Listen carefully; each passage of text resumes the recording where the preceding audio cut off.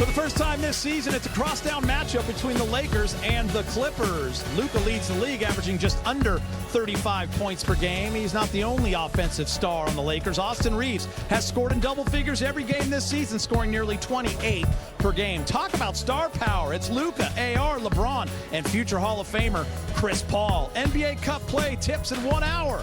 Lakers and Clippers. Crypto.com Arena. It is a beautiful night.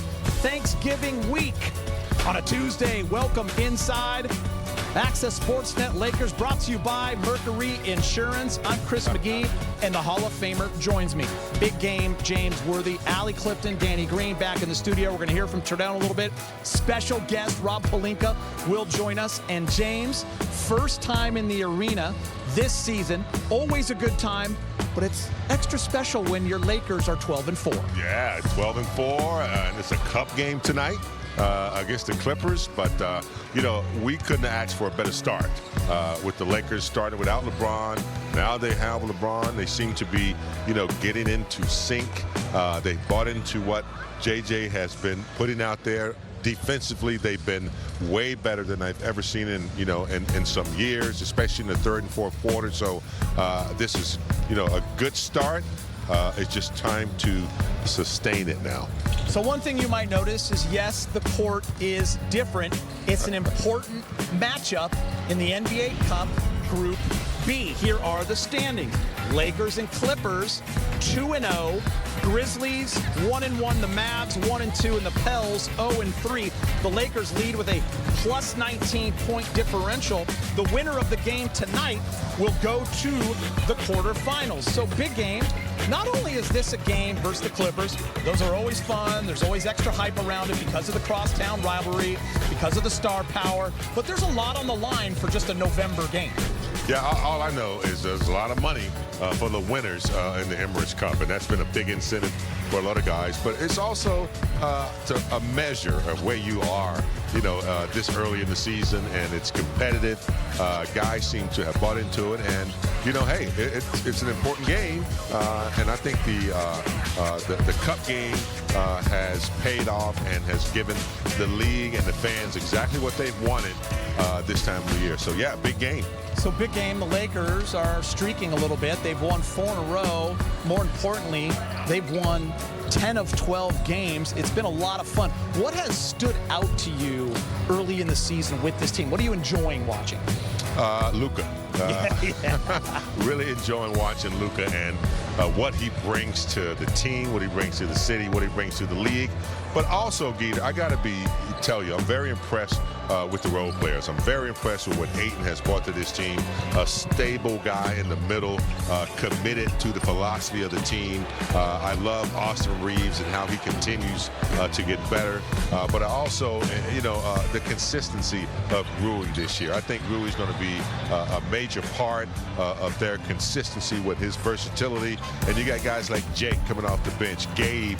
They got a great supporting cast. The bench seems to, Jackson Hayes, they seem to have bought into the system and support one another. So I've just been really impressed. And then, of course, LeBron coming back, you know, understanding what the team needs and just settling in.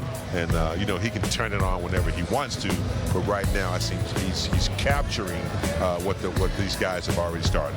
All right, well, with the Lakers at 12-4 and Denver winning last night, the Lakers are actually third in the West, but they have a top 5 record in the NBA. For more on this matchup against the Clippers, we go to Laker reporter Mike Trudell standing by with more. What's up, Mike?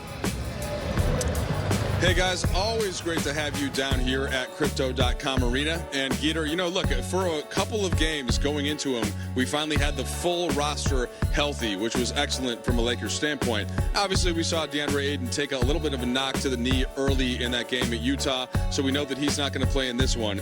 We did start there with J.J. Redick before getting into the matchup with the Clippers and a little bit more specifics on that. But here's J.J. starting on DeAndre Ayton. He got hit on his knee.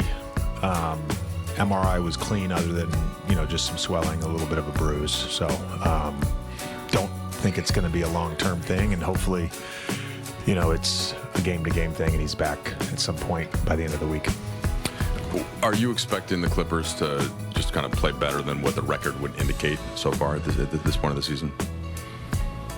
Yeah, they have a lot of talent, and certainly Kawhi missing some time impacts the results. But James is, playing again at an All-NBA level and doing a lot of great stuff. Zubac is having another great season, so they certainly have the talent and the, especially at the top with those three guys, to win a lot of basketball games in an NBA season. You mentioned Zubac, and just without Ayton, what's most important with Hayes or Maxi Kleber or whoever's filling in that spot to handle the hard to screen roll with Zubac and everything that else that they do? Yeah, I mean he can hurt you in a number of ways. He can hurt you in the pocket.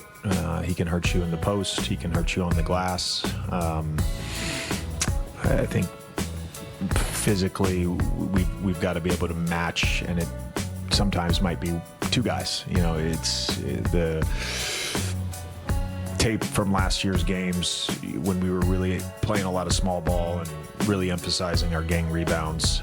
We did a nice job with that, and he still in one of the games had 27 and 16. So he's a really good player, and we're going to have to be physical with him, and it's going to take multiple bodies.